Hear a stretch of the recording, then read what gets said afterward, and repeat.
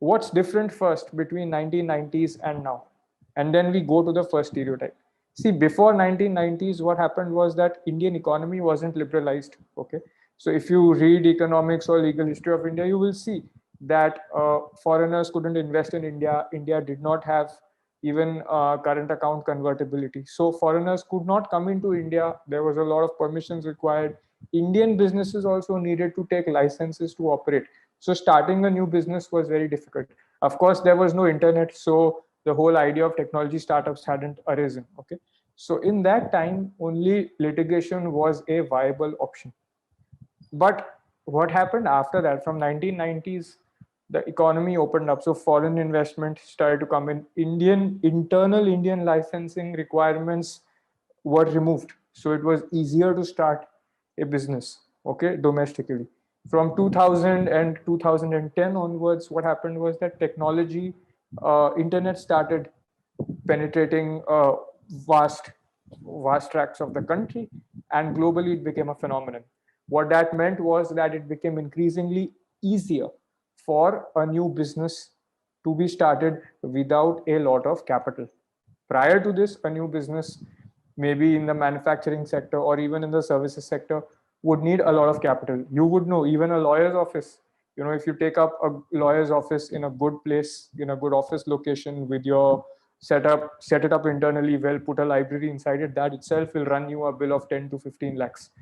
Okay, so now what happened with so if this was the case with a service provider's office, you can imagine how much, like somebody who's making computers or engaged in other kinds of businesses like distribution and all of that, how much capital that would take. But with with technology and the internet, all that went away. So you will also see that law firms, which the biggest law firms of the country today, which have more than 300 to 500, 750 lawyers. You'll see that Cyril Amachan Mangaldas has 750 lawyers today. Okay, now back in the 1980s, these firms had anywhere between 20 to 50 lawyers across the country. Okay, now there has been an explosion because of this kind of liberalization. Now, what does that mean? In a way, the meaning of lawyering has evolved. Lawyering means more than just litigation. Litigation is included, but other aspects of legal work are also included. Now we separated that, acha, you can work in a law firm, you can work in a company, and you can go to court. And we say that these are three different things you can do as a lawyer. But right now, just let's look at how it all evolved from one thing that lawyers were doing. So once businesses started to invest in India, or Indian businesses started to grow, the domestic economy started to grow a lot more. Then the new practice areas that came into existence for corporate lawyers, for lawyers who assisted companies and foreigners, were project finance, banking and finance, general corporate, capital markets, M&A. If you want, I can briefly explain what these practice areas are about. Projects is when you get a concession agreement, like a license from a government to build, let's say, an airport, okay, or a highway or a port, or so these kind of infrastructural facilities. Okay, banking and finance practice deals with loans that are given for various kinds of business purposes to companies, high value loans. Then there is project finance, which deals with the financing of the project. So I explained that in the projects practice, you are essentially dealing with different kinds of grants that are given by the government. Like, these are called through concession agreements. But how when you get the grant, how do you actually finance the project, the making of the road or the highway or the airport or the bridge or the metro? Okay, that's through project finance practice.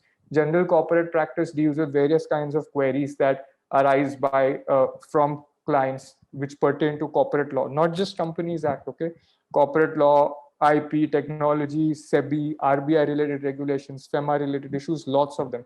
Capital markets is usually related to how companies are raising funds from the public, whether through IPO or rights issue, or through something called as a private placement. Okay, and also how they can, now there are all of these ways are used by public companies to raise money from the public.